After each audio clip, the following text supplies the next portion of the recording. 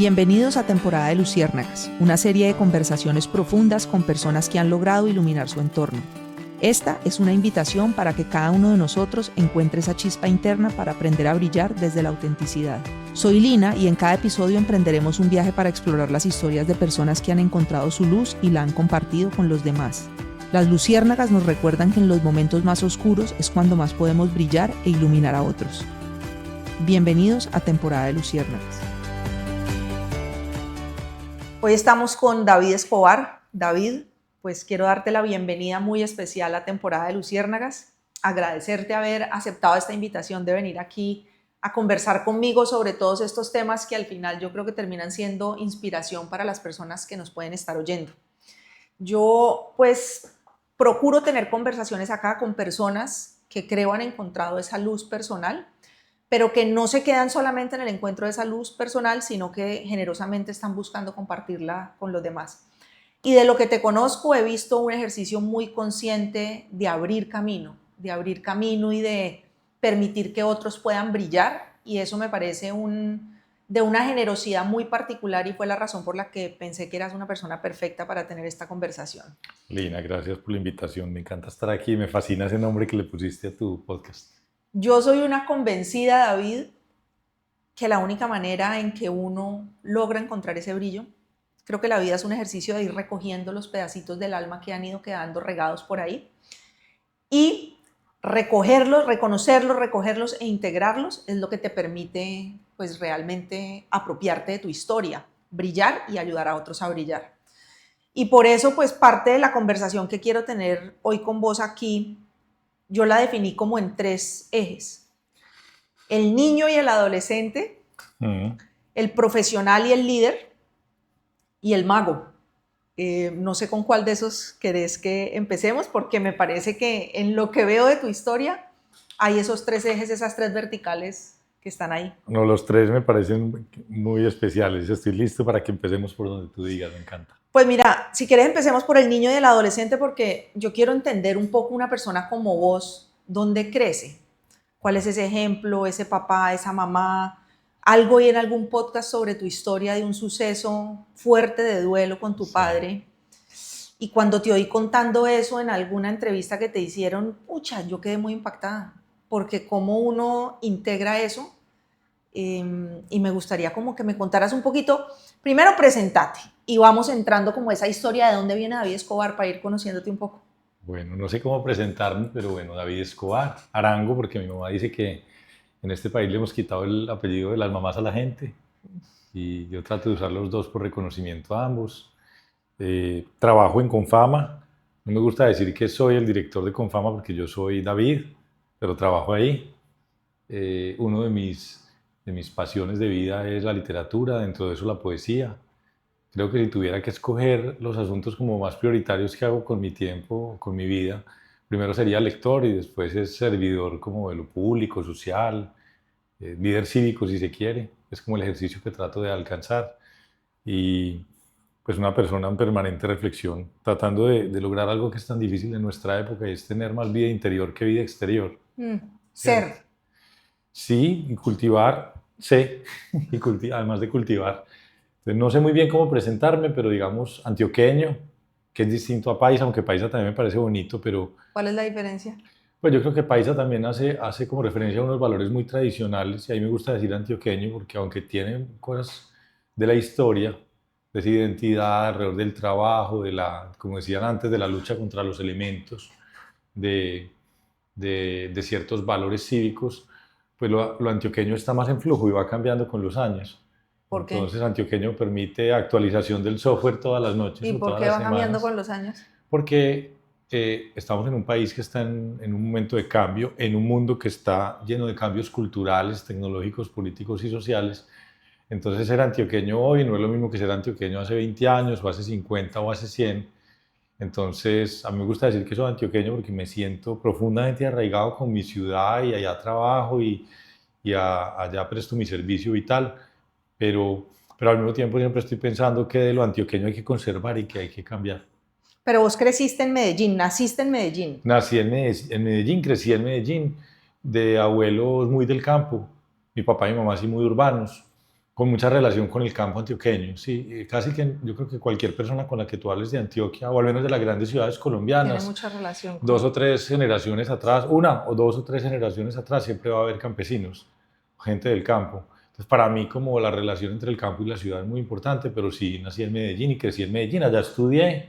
¿Y cómo te marcó eh, esa relación con el campo, con la naturaleza? pues para mí es como uno de mis pilares existenciales, la relación con la naturaleza, que hoy en día en el mundo empresarial uno habla de sostenibilidad o de regeneración, pero yo nunca crecí viéndome separado y desconectado de la naturaleza. Para mí la relación ser humano-naturaleza era algo como orgánico, Ok. como ¿Y esa natural. claridad la tuviste desde chiquito? Sí, yo era un niño, bueno, esto tal vez no lo he contado nunca, pero yo era un niño que hablaba con los árboles y con los animales, ¿cierto?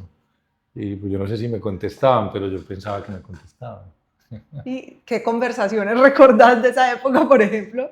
Yo me acuerdo que yo tenía esta idea de que los árboles caminaban, pero muy despacio, y de que Ajá, hablaban, pero muy despacio. O sea, había que ok. poner mucha atención para verlos moverse y para poderles entender. Entonces me quedaba horas y horas mirando. ¿Los árboles? Sí, ¡Qué pero, belleza! pero bueno, entonces para mí la relación con la naturaleza era algo como con natural. Yo nunca dije, por acá la humanidad, por allá la naturaleza, porque la humanidad es naturaleza, los seres humanos son naturaleza. No podemos Mm. existir sin eso. No solo no podemos existir sin eso, sino que somos eso. Nuestro cuerpo es una manifestación del mundo natural. Nuestro espíritu es una de las manifestaciones del mundo natural. Somos una especie distinta, porque tenemos, si sabes, el lenguaje. Sí. Hay una persona que yo admiro un montón que dice que la única diferencia es que a nosotros nos tocó celebrar el universo, con la poesía, con las empresas, con el arte, con la música. Todo eso son maneras de celebrar el universo, pero de resto somos una especie mamífera más, ¿no? Tremendo todo eso que me estás Mm. diciendo. Entonces me imagino un pelado con una historia de vida muy ligada al campo. Mm. ¿Tenés hermanos? Tengo un hermano menor, soy el hermano mayor. Sos el mayor. Sí, ¿Y colegio en Medellín? ¿Una sí, estudié. Mi infancia? papá tenía esa idea de que una de las... él no hablaba inglés ni ningún otro idioma además del español, pero tenía como ese pensamiento global. Entonces uno de los regalos que nos dio es ponernos a estudiar en un colegio bilingüe con bastante esfuerzo, pero estudiamos en el Colombo Británico, hablamos con acento paisa, que es lo peor, pero, pero yo creo que fue un gran regalo. Entonces yo estudié en ese colegio en Envigado. Ya crecí, además era un colegio súper especial, porque ¿Por qué? era un colegio donde la gente podía hacer lo que quisiera, en el sentido de ser, no de hacer lo que le diera la gana, sino de el que es poeta, el que es Pero artista, el más que es... americano entonces en ese sentido, Yo creo ¿no? que había como una buena mezcla de cultura colombiana con cultura anglosajona. Entonces era un colegio donde además había una mezcla muy bonita. Yo me acuerdo que compañeros míos del colegio eran hijos de profesores universitarios de la Universidad Nacional, de la Universidad de Antioquia. De hecho, mis mejores amigos casi todos eran hijos de profes. Pero también estaban los hijos de lo que en esa época llamaban los ejecutivos del sindicato antioqueño, de CONAVI, Sí, de lo que en esa época se llamaba la Nacional de Chocolates, todas sí. estas empresas que después llamaron GEA Pues que en han abierto un Antioquia. espacio. Pero era muy bonito porque era como los hijos de los ejecutivos, los hijos de los profesores. También hay que decir que en una época como esas, pues hijos de personas involucradas en la mafia.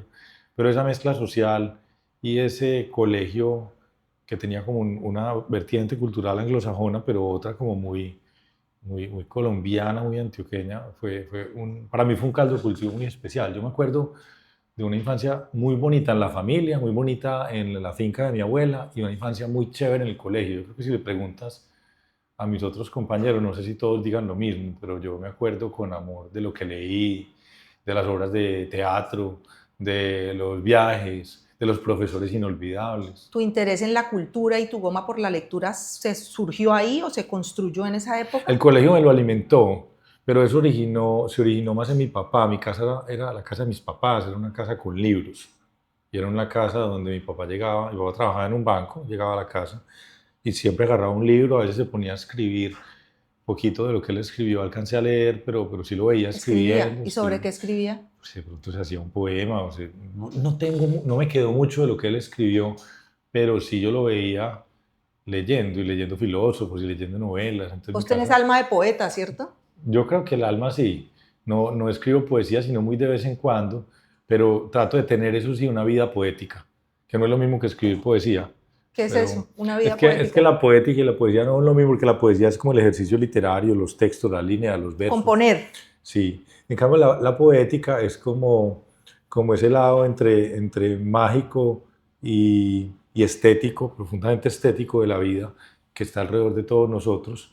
Entonces yo trato de ver siempre como lo poético del entorno en el que estoy, lo poético de las personas con las que comparto.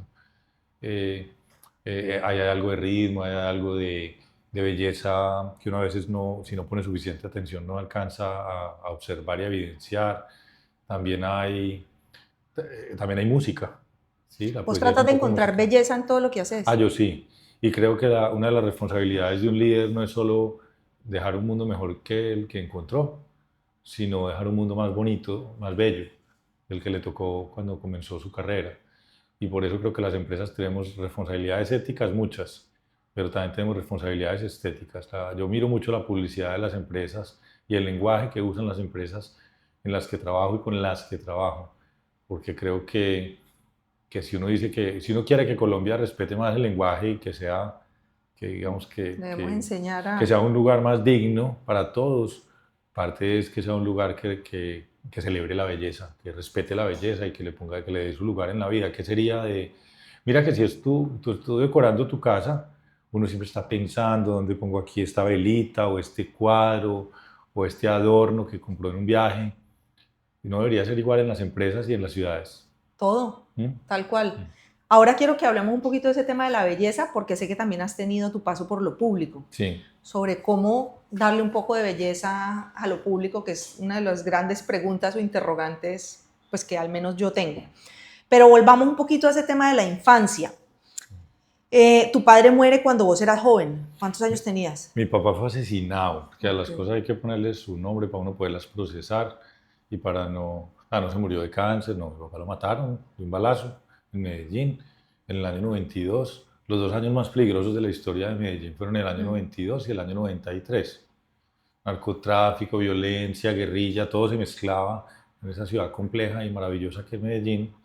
Y a nosotros nos tocó esa maldición que al mismo tiempo es una bendición porque pues, es súper doloroso, definitorio en mi vida, en la de nuestra familia. Nos cambió el rumbo de muchas maneras. Pero también cuando uno mira para atrás, uno dice, pues todo lo que somos es en buena parte debido a que pasó eso. Entonces, sale uno más fuerte, sale uno más optimista, sale uno más desapegado. Yo, por ejemplo, amo la vida, pero yo creo que todos los días estoy listo para morirme. A mí me preguntan que cuántos años quiero vivir y digo que 125, porque trato de cuidarme y de, y de vivir una vida que me permita Honras y respetas el cuerpo que se te sí, entregó. y Pues. servir muchos años y disfrutar mi ser, mi cuerpo, pero también sé que se puede acabar mañana, entonces se desapega uno de la vida de una manera diferente, porque yo creo que nuestra cultura no es una cultura que entienda la muerte, ni en la que se converse mucho de la muerte. Mi papá es asesinado en el 92 y eso fue pues durísimo, a mí me cambió mi carrera, mi vida, pues mi mamá, mi hermano, todos. Igual como familia tuvimos un recorrido súper lleno de posibilidades. Después de eso, pues fuimos encontrando el camino como todos en la vida, cómo se repone uno a un ¿Cómo tramita golpe. uno un golpe de esos? Pues durante muchos años fue difícil tramitarlo, ¿sabes? Porque no era...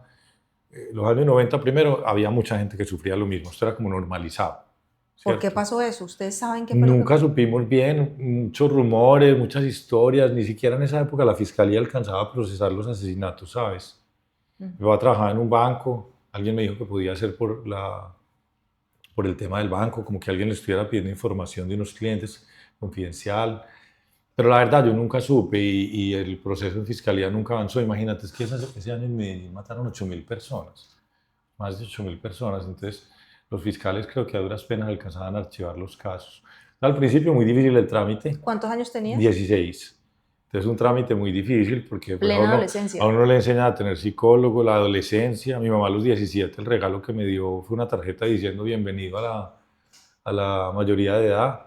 Es decir, prepárese mi hijo que se le acabó la adolescencia, que ni siquiera había empezado, porque yo era un niño bien tímido y bien serio.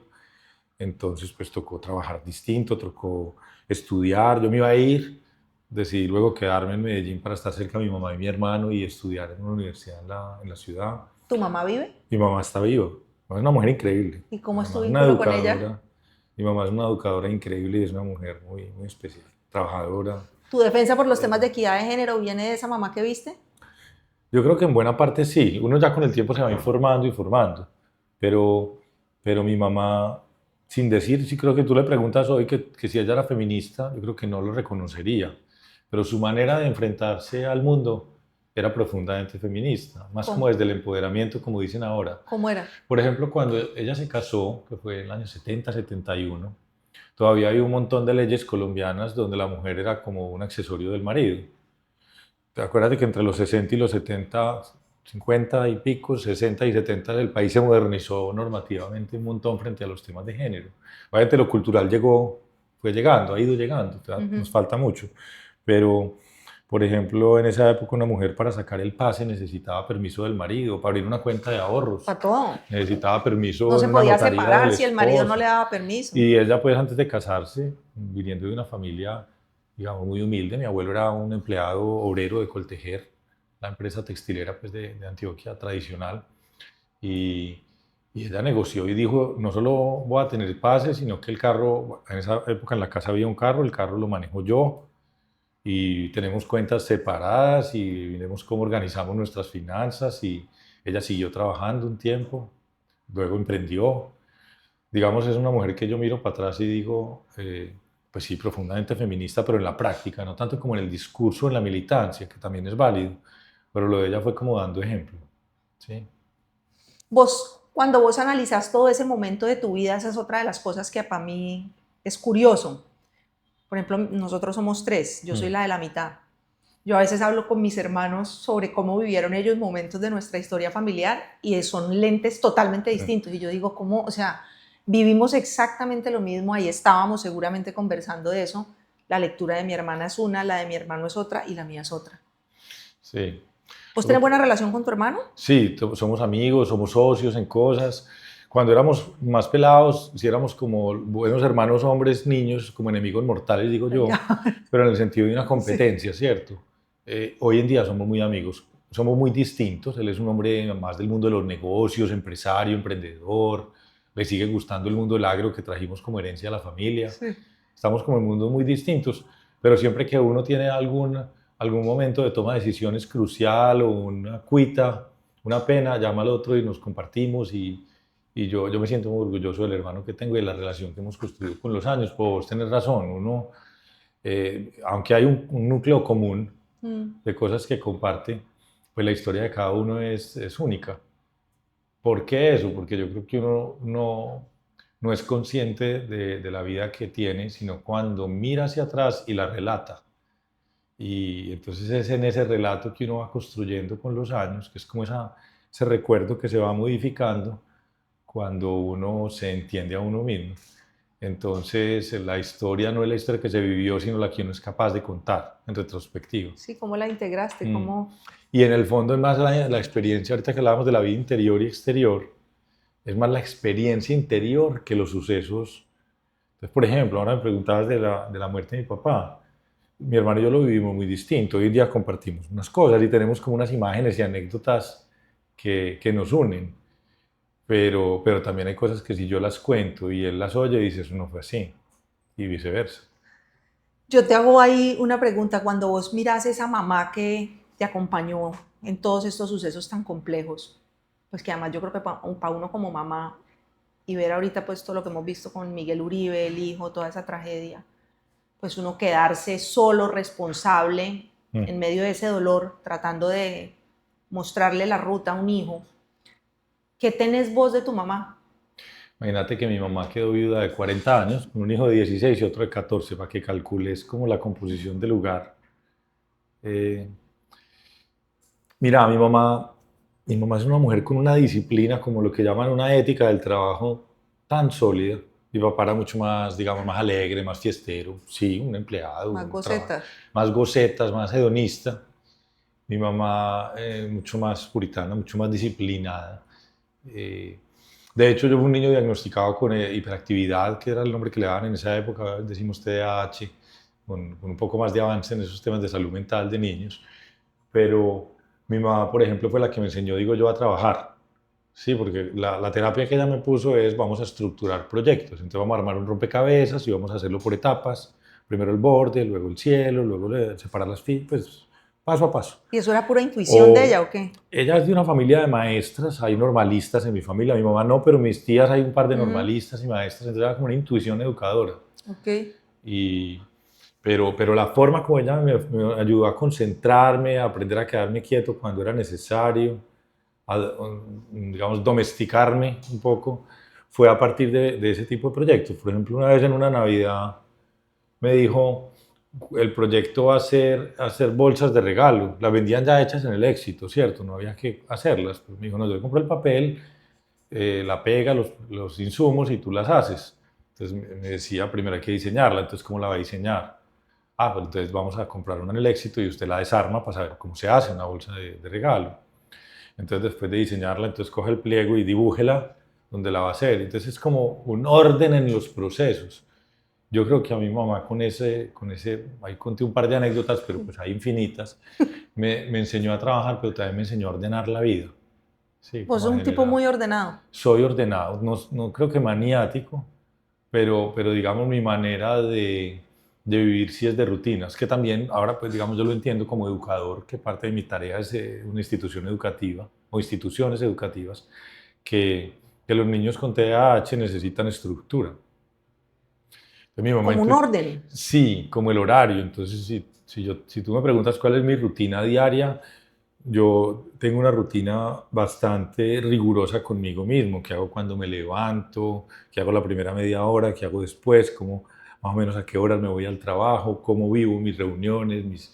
Sí, yo tengo mucha estructura mental y así leo y así organizo mis ideas para crear y creo que así converso con la gente que trabaja conmigo y creo que ese es el gran regalo de ella, ética de trabajo y estructura. Además ya más grande, yo descubrí que esa mujer tan puritana, tan ordenada, tan trabajadora, era una mujer profundamente alegre, ¿cierto? Como así que yo descubrí con el Pues tiempo. porque es que uno no conoce a los papás, uno tiene una historia sobre los papás así como la tiene sobre uno mismo y uno se arma una película. ¿Y cómo la Y los conociste? papás son gente. Sí. Hay un estudio de Harvard, como siempre hay un estudio de Harvard para todo, mentira, no. Pero los papás son gente y son seres humanos, lo que quiero decir es que son seres humanos con su Normal, vida sí. compleja, ¿cierto? Y tú que tienes una hija tan hermosa, pues sabes Sí. que tú tienes unos momentos que si tú le contaras a tu hija la edad que tiene, todo lo que vives y piensas, pues ella se sorprendería y encontraría una mujer distinta a la que cree que existe. Sí. Una vez iba yo a recoger, ya estaba mayor de 16 años, pues yo podía manejar. Fui a recoger a mi mamá a una reunión con unas amigas y me dicen, no te la lleves todavía. Y yo les dije, ¿por qué? Porque es que tu mamá es tan charra, que es como le decimos los antioqueños a graciosa, Chistosa. chistosa. Muy Y yo, mi divertida. mamá chistosa. Es que sí, es que tu mamá cuando toma aguardiente, cuenta chistes. Y yo, cuenta chistes. No sabías eso. No, lo descubrí después de los 16 o 17 años y tengo que decir que mi mamá, incluso en los momentos más difíciles de nuestra historia familiar o en lo económico, con la muerte de Juan Gabriel, mi papá, siempre mantuvo la alegría. Y hoy en día es una mujer tremendamente alegre, amiguera, se burla de ella misma y creo que esa pudiera ser una herencia adicional que me dejó. Yo me burlo mucho de mí mismo y me parece muy chévere cuando me ayudan a hacer eso porque a veces me tomo muy en serio. ¿Y tu papá qué te dejó? Mi papá no me dejó la fiesta y las gocetas, eso, digamos, estoy tratando de que me lo mande telepáticamente desde el cielo, desde donde esté, pero mi papá sí me regaló los libros, ¿sabes? Mi papá me dejó los libros y el amor por la naturaleza. Mi papá era un hombre del mundo del campo. En esa época que no se hablaba de sostenibilidad ni regeneración, la finca de mi abuela era, las 2/3 partes eran bosque reserva. Lo tenían ahí para eso. Sí, él dejó un bosque reserva, fue su decisión para que hubiera una parte importante, mayoritaria del terreno que fuera una reserva natural. Entonces había monos y había osos hormigueros y había felinos. ¿Y eso todavía existe? No, eso no existe. Esa es otra historia familiar de esas simbólicas. La finca que fue de mi abuela toda la vida hoy es donde Medellín hace el relleno sanitario, el botadero municipal. Pero bueno, son otras historias. En la reserva de la que me estás... Sí, sí, así fue. Ese fue el final de esa reserva. Pero entonces mi papá me dejó como ese amor por la naturaleza y por los libros. Yo creo que mm, los primeros libros me los regaló teniendo 5 o 6 años, y ya novelas, pues yo no ¿Vos empecé leías desde chiquito? desde muy chiquitico, desde muy ¿Y eso chiquitico. no te ayudó también en eso que escribías ahorita como el síndrome? Eso es... El déficit de atención, sí, déficit de atención. Que es un poquito de leer, hiperactividad, pues. leer me ayudó, porque para leer hay que tener paciencia, quedarse sentado. Sí. eh, Leer me ayudó, pero sobre todo leer tuvo un papel como de generar mi autoestima, porque mira que cuando uno es un niño como enclenque, con no Eras la mejor salud y flaquito, flaquito. a mí me tuvo que poner zapatos ortopédicos, Para porque enderezarte los sí, pies. para enderezarme los pies y tenía unas... Dormías también, mi hermano dormía con eso, ¿no? Sí, yo no me acuerdo si dormía, pero sí me acuerdo los zapatos que todos los del colegio eran de un tipo y los míos eran de otro color, con unas varillas. Me tocó hacer unos ejercicios de convergencia, que era como educar los ojos, porque creo que tenía un ojo perdido y el otro buscándolo. Eh, y también tenía gafas así como esas que decían culo de botella. A ver, no veía bien. Entonces, pues digamos, no es el niño que más autoestima tiene, porque en los colegios son muy crueles, Horrible. ¿cierto? Eso le dicen bullying ahora y pues yo nunca he podido entender cuál es la dosis correcta de bullying, porque la vida es dura y a veces uno dice eso lo fortalece, pero hay niños a los que los destruye. Mm, pero yo creo que a mí la lectura fue una de mis fuentes de autoestima, ¿Por porque qué? yo me sentía cool. A mí siempre me pareció cool leer y los profesores le reconocían a uno y cuando siempre tenía historias para contar de las que había leído y no sé, yo encontré como en la lectura como parte de mi identidad. Si vos miras hacia atrás, esos momentos álgidos de bullying coincidieron con la muerte de tu papá, ¿fue después, fue antes? Pues yo creo que uno ahora le dice bullying, en esa época era que se burlaban de uno, ¿cierto? Pero fue más chiquito. Yo creo que de mí se burlaron más pequeños, ya Yo cuando... tengo recuerdos de eso y no son agradables, ¿sabes? No, pero sabes que yo he aprendido una vez escribí una columna cuando escribía en El Colombiano sobre uno de los momentos más dolorosos que después descubrí que era bullying, porque el dueño del balón, eso es una expresión, pero siempre en los colegios hay alguien que es el que lleva el balón, Sí. el dueño del balón, que hoy es un amigo de mi corazón, No digas. no me dejó jugar. Y él dice que él no se acuerda, pero yo creo que yo tuve 6 meses que todos eran jugando y yo mirándolos. Sería por flaco, por ¿Y él no te malo. dejaba jugar o No no me te dejaba, no, invitaba? no me dejaba jugar. Decían, van a jugar como es mi balón, juegan estos no juegan, ¿cierto? Entonces yo escribí una columna con esta historia y este hombre me dice una vez, me dice, quiero almorzar contigo, quiero invitarte a almorzar. Y yo no, yo estaba súper ocupado. Yo no, venía a mi casa a almorzar y llegó y abrí yo la puerta y lo primero que hizo sacar un balón. ¿Sí? ¿Ustedes volvieron amigos después o qué? Sí, nos fuimos haciendo, es que yo creo que en el fondo ya éramos, o sea, porque es que los niños no son tan conscientes de cuando están haciendo bullying, por eso las instituciones educativas tienen que poner tanta atención a lo que está pasando de vida social entre sus estudiantes, ¿Por porque, qué? pues, porque es que un niño no es por definición malo, un niño no hace eso porque sea malo, porque los niños no son delincuentes ni malos, los niños son niños que están aprendiendo. Entonces él estaba como calibrando y jugando a ser poderoso con el balón, pero Viendo a ver. si eso hubiera tenido una intervención a tiempo de un profesor, seguro no hubiera pasado, ¿cierto? Y él siempre fue una buena persona. ¿Y ustedes hacen eso en el Cosmos School? Eh, Ahora quiero que hablemos de eso. nosotros trabajamos mucho tiempo del día y le damos mucha formación a los profesores para los temas socioemocionales, Ujú. porque, porque yo creo que las matemáticas son Eso importantes, o el requiere además lenguaje sí, habilidades propias del profesor, ¿no? y madurez, porque es que coordinar un salón, No, muy duro. lo que llaman la gestión del aula, los que saben de educación, es un desafío. Si le da uno trabajo con adultos en una empresa, coordinar una reunión, todos hablan al tiempo, uno contradice al otro, el otro se sintió mal, calcúlame esto con niños de 10 años, para poner cualquier ejemplo, y un grupo de 30. Entonces el profesor tiene que ser muy sabio. Entonces nosotros le metemos mucha energía a eso, de gestión del aula, de gestión socioemocional, porque de las cosas que más se demora uno en aprender en la vida es aprender a leer sus propias emociones y a gestionarlas. ¿Por qué? Yo creo que crecimos en un mundo que sobre todo privilegió como la mente. El sistema educativo es un sistema para la mente. Y se le Actualmente olvidó, también, ¿no? yo creo que está cambiando, pero se nos olvidó el espíritu y el cuerpo, se nos olvidaron el espíritu y el cuerpo. Entonces, por ejemplo, ¿cuántos colegios te enseñan a respirar? O de verdad hablan de educación sexual, pero pues no desde lo sanitario, sino La desde lo importancia que placentero tiene, y lo sí. necesario que es para la experiencia humana, la sexualidad. No. Hablando de cuerpo, pero también hablando de gestión de emociones. Cuando estábamos recorriendo por el mundo construyendo como la esencia de nuestros colegios Cosmo Schools, me acuerdo que estuve en un colegio en Barcelona, de los mejores de Europa, que, en el cual los niños a primera hora, eso también pasa en muchos colegios en Colombia, pues ya, lo primero que hacían era declarar su emoción, con qué emoción llegaban a clase. Y entonces Nombrarla. decían, yo llego, sí, porque además nombrar las emociones, pues, hay un abanico multicolor, un caleidoscopio de emociones y a uno le dicen, le enseñan muy poquitas, rabia, miedo, pero las emociones hay un montón, ¿no? Curiosidad es una emoción, estado de curiosidad, Mm. ¿cierto? Gozo es una emoción.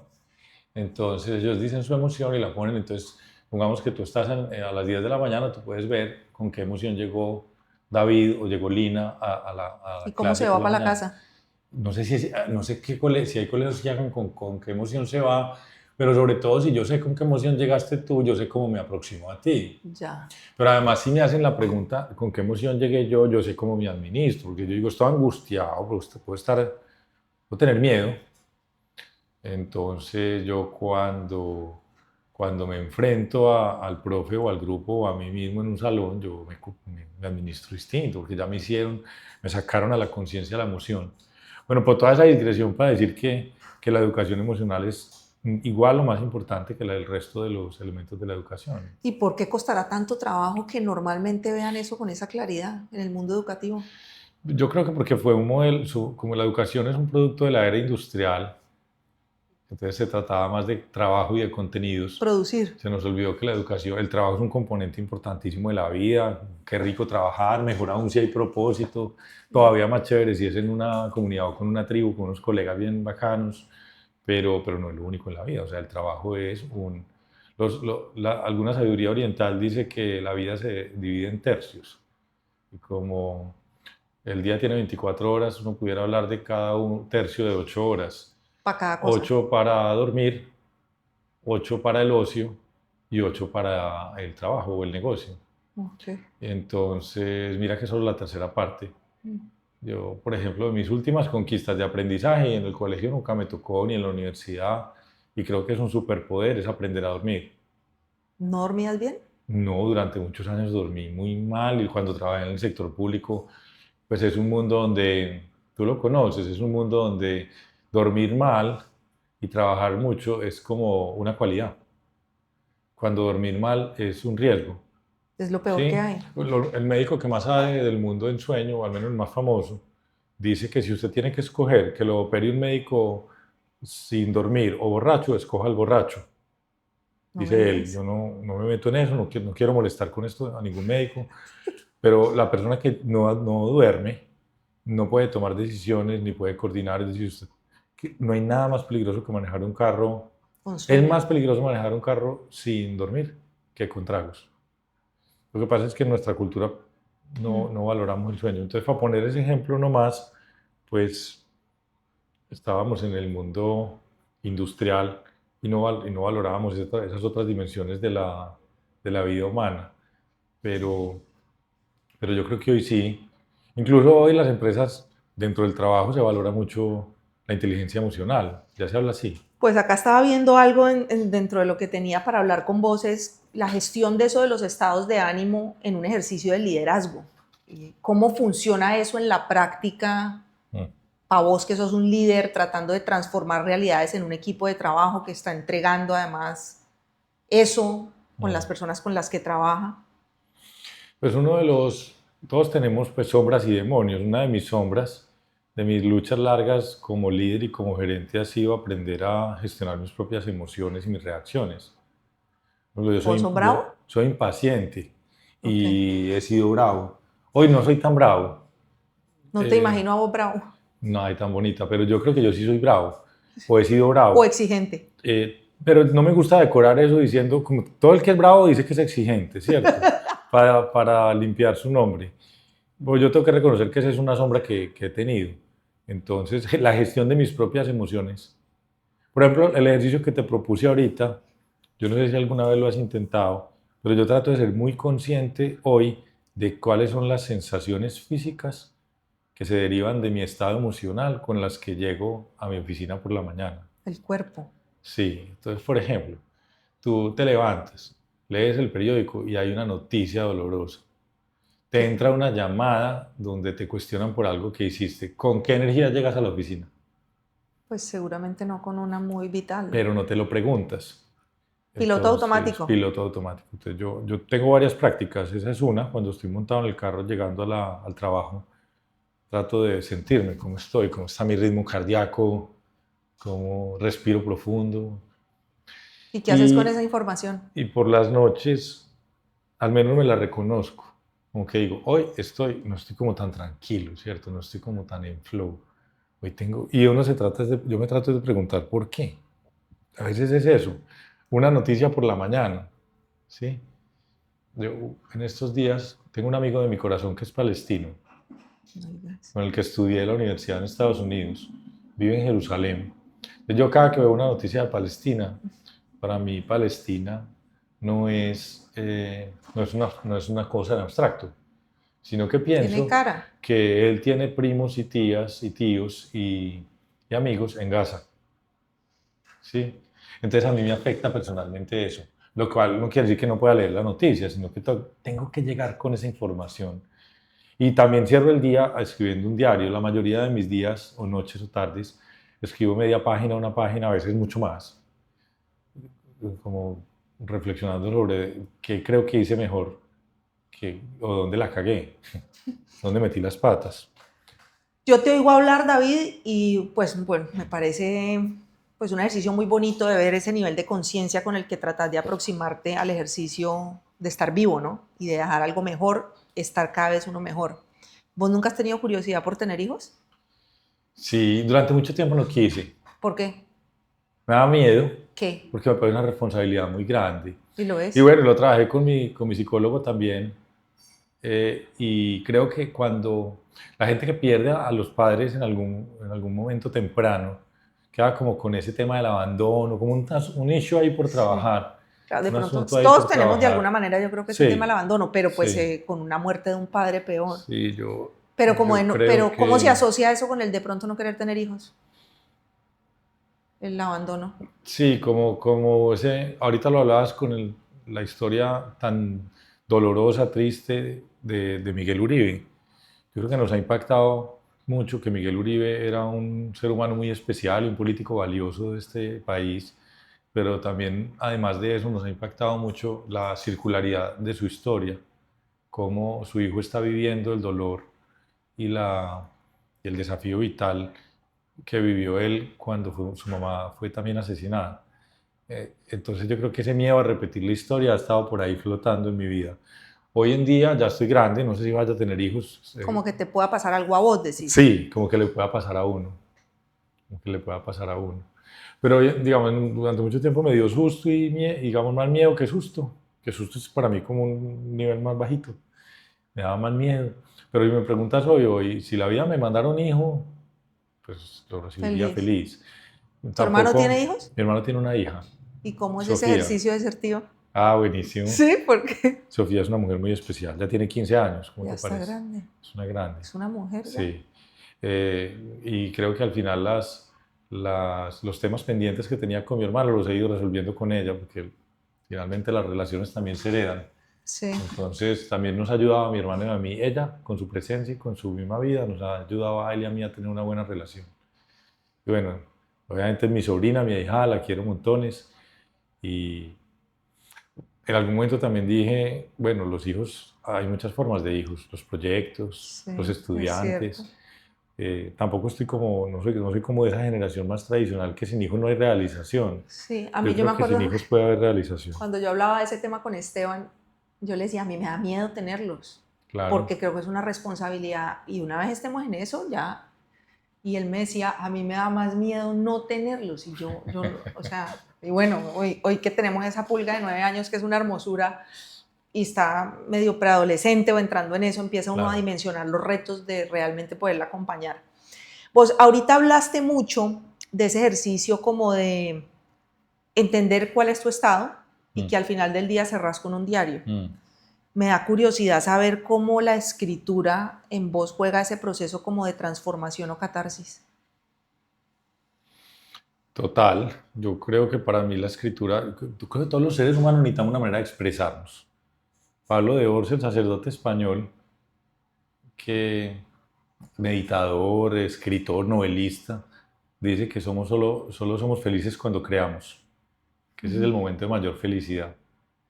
Y yo creo que todos necesitamos algo, crear una familia, construir algo físico, un edificio, una obra de arte, El guste, podcast, un podcast, conversaciones, cierto, es sí. claro, la conversación como arte perdido, no se usa tanto el arte, está recuperándose, reviviéndose Sí. con los podcasts, pero se había perdido el arte y la ciencia de la conversación, se habían perdido.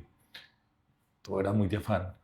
El podcast, como además pueden ser de 1 hora o 2 o 3, bueno, pero nadie que se asuste que no nos vamos a quedar aquí 3 horas, pero, pero yo creo que sí necesitamos eso. En mi caso particular, escribir es como una necesidad vital que sobre todo me sirve a mí mismo. Yo no puedo decir que yo escribo para que me lean o para que me pongan likes o, o para ganar plata, mucho menos. Nunca me ha entrado un peso por lo que he escrito. Muchos años hice una columna. Ahora trato de ser juicioso en la red social LinkedIn, como aportando en esa comunidad de profesionales y trabajadores con ideas interesantes. Estoy escribiendo un libro que a veces Dejaste la avanza. columna además por eso, ¿no? Sí, a veces avanza, a veces retrocede, a veces digo, ¿para qué estoy escribiendo esto? A veces vuelvo y arranco. ¿Sobre qué es el libro? Pues es un poco sobre una respuesta rápida sobre liderazgo, pero la pregunta es, es distinta. La pregunta es cómo tienen que liderarse las organizaciones en esta época tan particular de transición social, política, económica, cultural que nos tocó vivir. Cambio de orden mundial. Cómo manejar una empresa en esta época, una organización, cómo tienen que ser las personas para manejarlas. Ahora, pues tú has dado varias puntadas de cómo crees tú, y yo también aquí en esta conversación he dicho varias cosas de lo que creo que debe ser un líder, pero es más como esa pregunta de cómo hay que ser para poder hacer esta tarea efectivamente, porque yo no creo que sean las mismas cualidades de liderazgo que había que tener a principios del siglo XX, ni para empresario ni para líder político. ¿Cuándo tenés proyectado sacarlo? Creo que estoy procrastinando. Yo había pensado que en diciembre, pero ahora estoy pensando que en junio del año entrante. David, ¿qué te genera ansiedad o angustia, preocupación?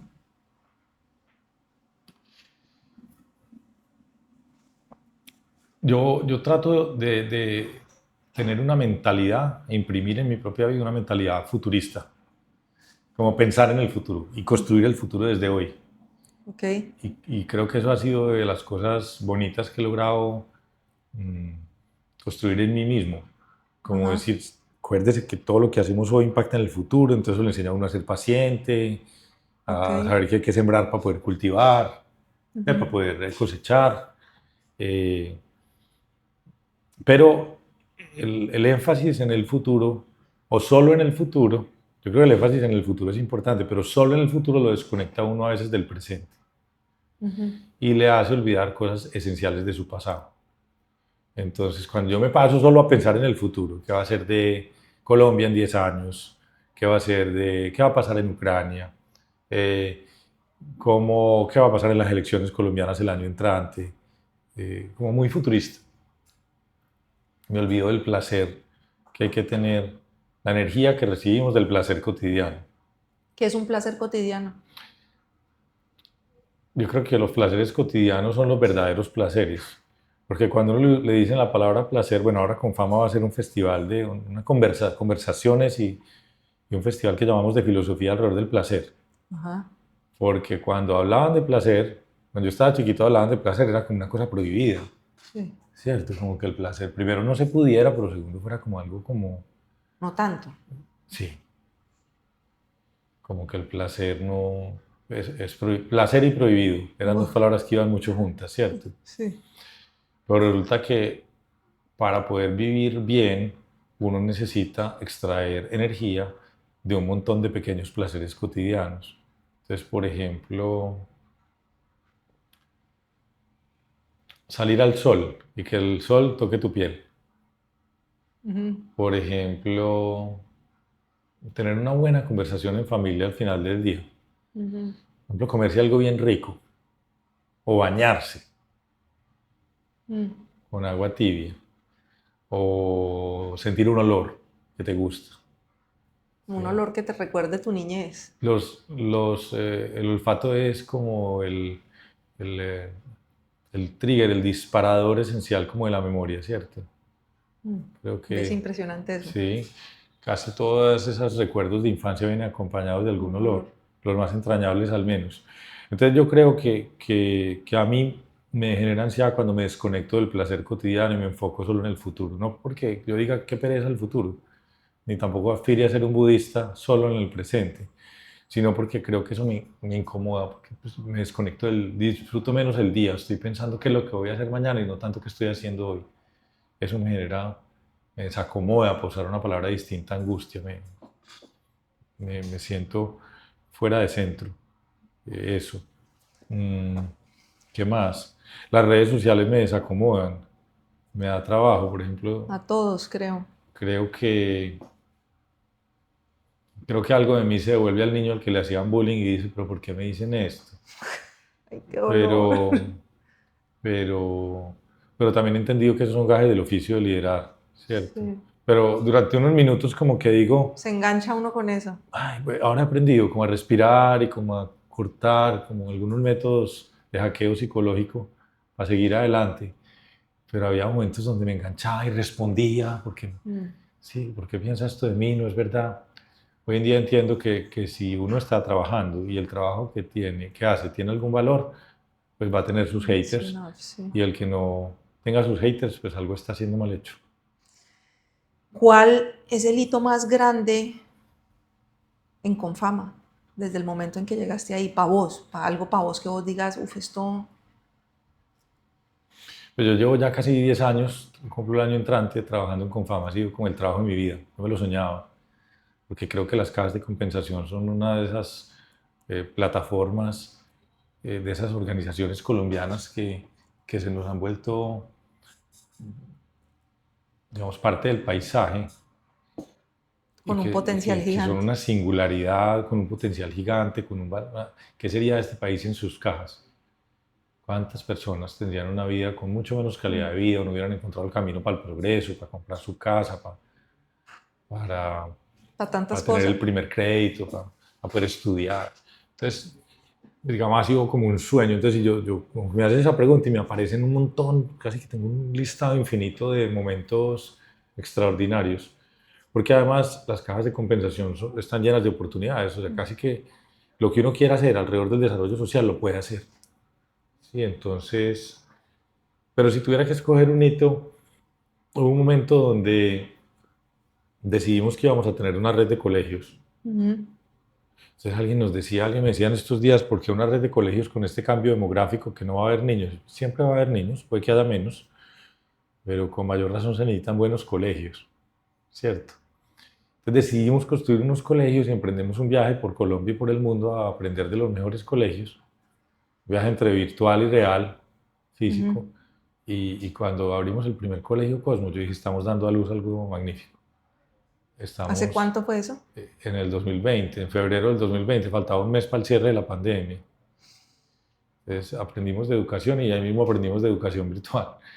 Pero hoy ya vamos en 11 colegios, tendremos en enero y esperamos tener 7.000 estudiantes matriculados en enero. Es una bonita historia. Alguien me decía, pero es que hay cientos de miles de estudiantes en Colombia que no tienen educación de buena calidad. Yo, pero estos 7.000 y el día de mañana 20.000 o los que logremos tener van a tener una educación distinta. Entonces eso es como una satisfacción, sobre todo, pues, digamos, no es el megaproyecto, pero sí es un proyecto muy significativo. Ya. Sí, bueno, y pues para mí es el megaproyecto. Tampoco le quiero quitar valores. Es muy bonito. Hay un tema aquí grueso que no quiero que se me quede por fuera, porque es un tema que a mí me conecta mucho.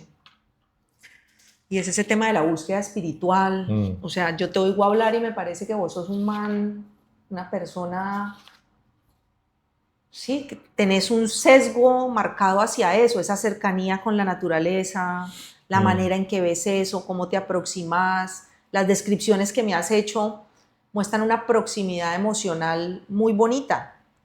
Quiero que me hables un poquito de esa búsqueda espiritual tuya, de cómo ha sido, qué caminos has recorrido. Hay ahí una persona que tenemos en común que es Piti Parra. Sí, sí, un gran amigo, un hombre increíble. Y pues que es un gran maestro. ¿Quién es tu maestro? ¿Cómo aprendes? O sea, háblame un poquito de eso.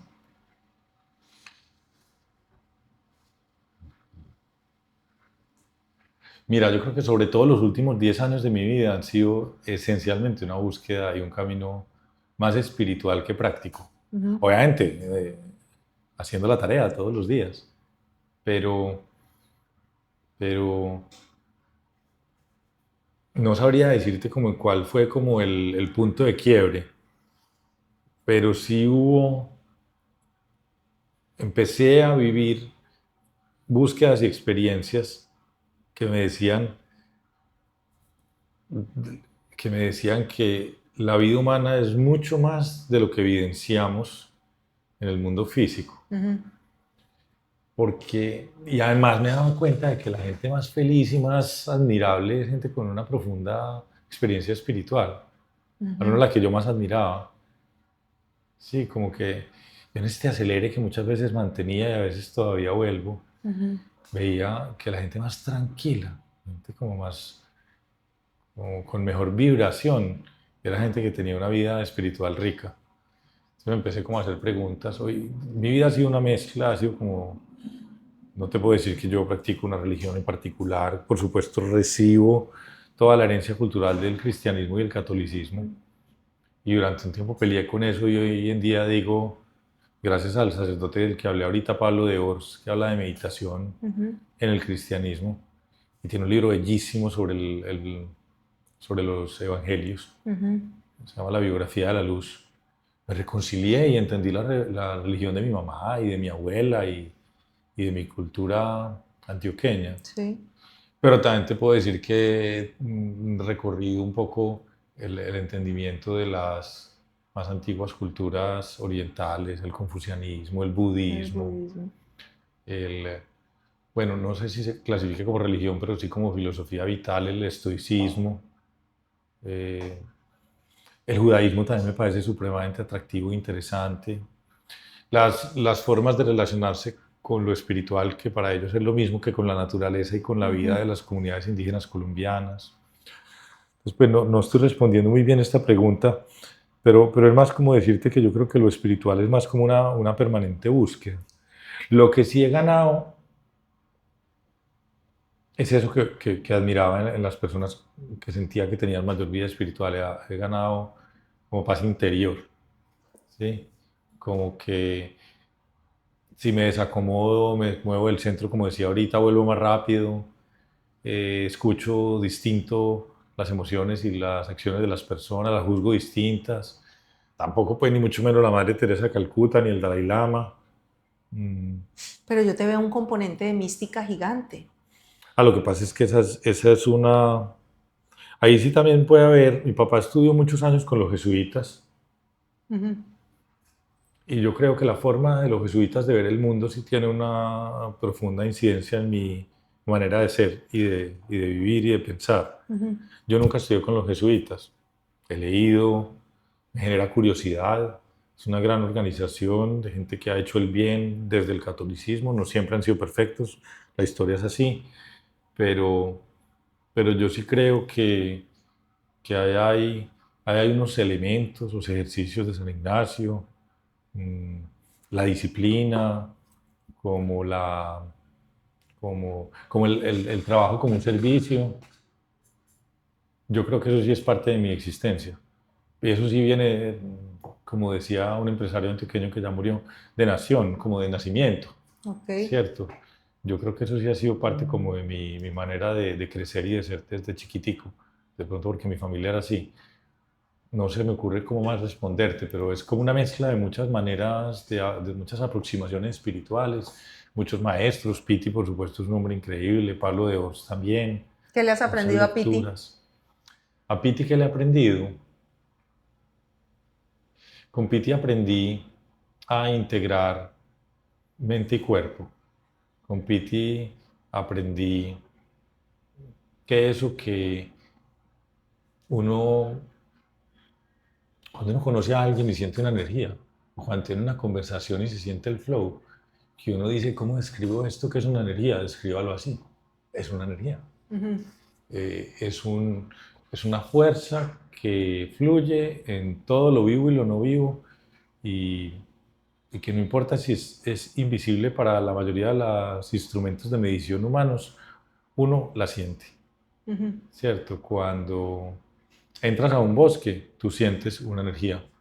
Y no es que haya cambiado la temperatura o sientes algo. Mm. Y si ves, yo al final he terminado por integrar la vida espiritual con la relación con el mundo natural, Ujú. porque es que no le veo cómo separarlo. Y entre más profundamente has vivido tu vida espiritual, más te has aproximado a la naturaleza. Sí, sí, es que cuando vos me decís cuéntame como de tu vida espiritual, yo pienso es en la naturaleza. Sí. Okay. Por ejemplo, cuando estaba en el colegio adolescente, me acuerdo que exploré como textos alrededor de lo que se llama el panteísmo, Ujú. que es que todo es Dios. Obviamente mi colegio tenía como práctica católica y yo me fui con ese cuento donde el profesor o la profesora de religión diciendo que todo es Dios. Mm. Entonces yo le decía, usted es Dios, yo soy Dios, esta mesa es Dios. Y pues no fue como lo más popular, ni fue como, ay, qué buena idea se te ocurre. Pero yo creo que al final yo sigo pensando que esa energía que aprendí a reconocer con Piti Parra, eh, que está presente en la naturaleza de la cual nosotros somos parte, esa es la energía divina. Qué belleza esa frase. ¿Qué tanto confías en vos mismo?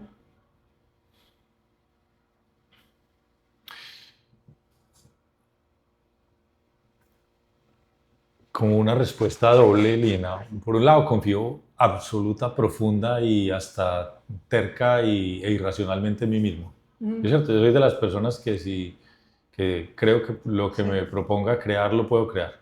Okay. Sí, yo, yo siento en mi cuerpo, en mis manos, en mis palabras, una fuerza creadora. Y no por pinchado, ni por arrogante, ni por nada, sino que Hay esa certeza. sí, es como una certeza. Sí. Eh, y de otro lado, yo todos los días me hago oposición a mí mismo y me cuestiono a mí mismo y me peleo. ¿El impostor sale o qué?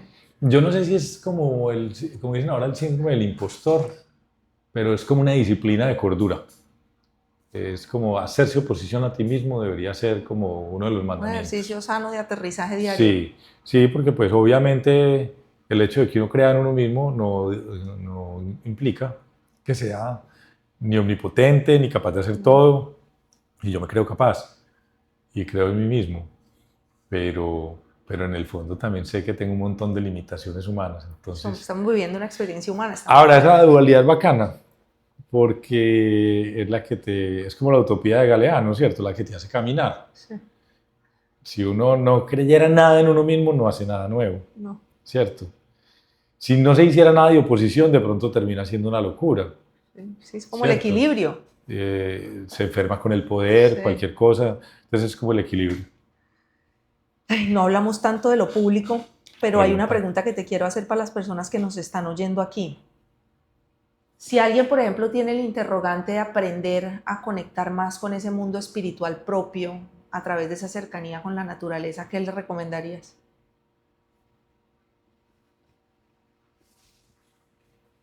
¿O es al contrario? Lo que pasa es que yo creo que yo ahí no soy capaz de recomendarle nada a nadie. Ujú. Por eso ahorita como que, digamos, me perdía, no sabía cómo responderte porque me da mucho susto que en una entrevista de estas la gente diga, ese es el camino, o Ujú. hagámosle caso a este señor. Porque yo creo que es que una de las cosas más especiales de la búsqueda espiritual es que es un proceso absolutamente individual.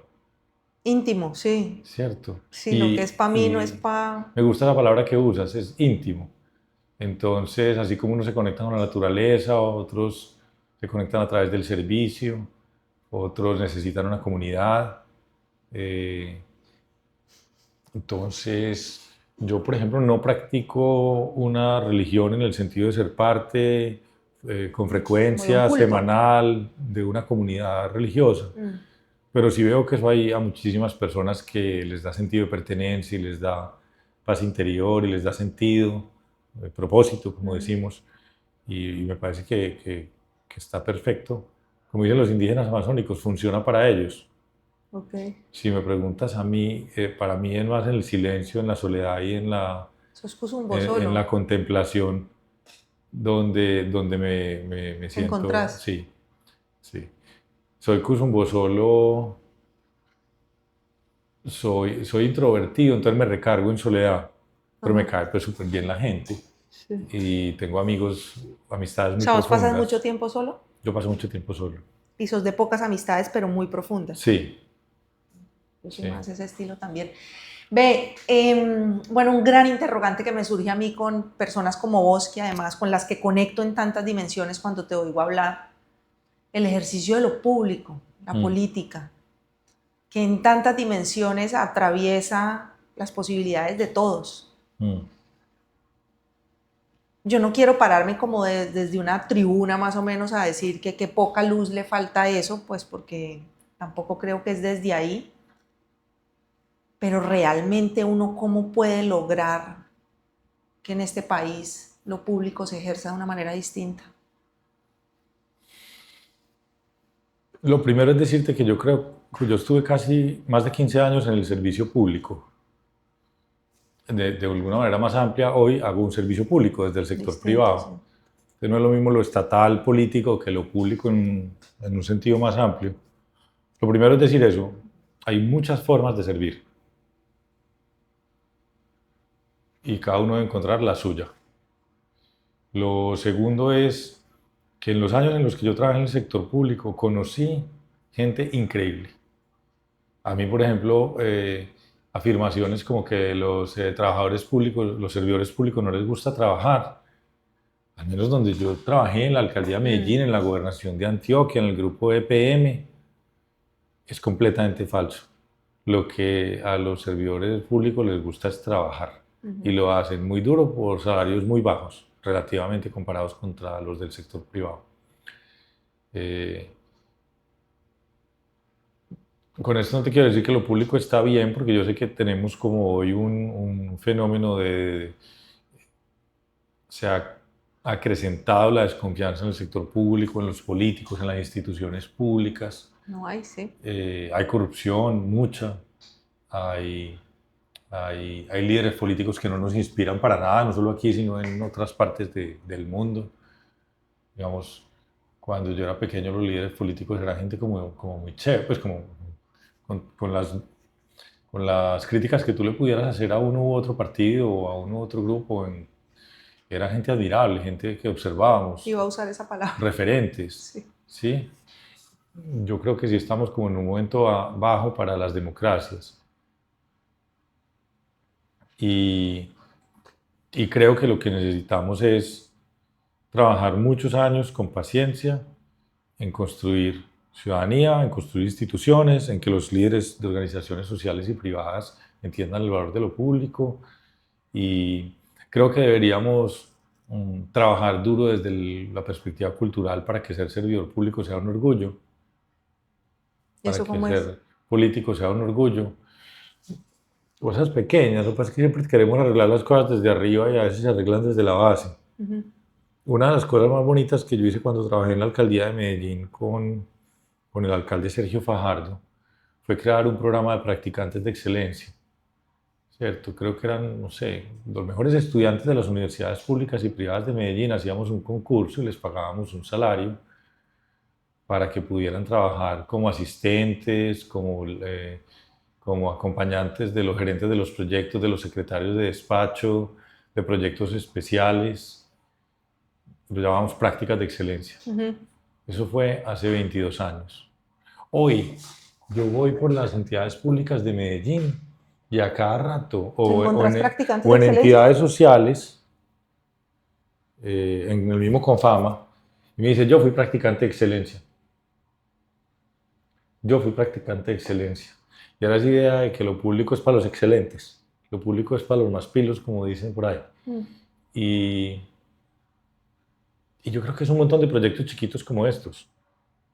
Creo que cada que un alcalde o un gobernante local hace una buena gestión, genera un aumento de participación política y de incremento de vocación de servicio público. Ok. Sí, yo creo que es un sistema. Entonces, yo trabajaría mucho para traer a los mejores a lo público.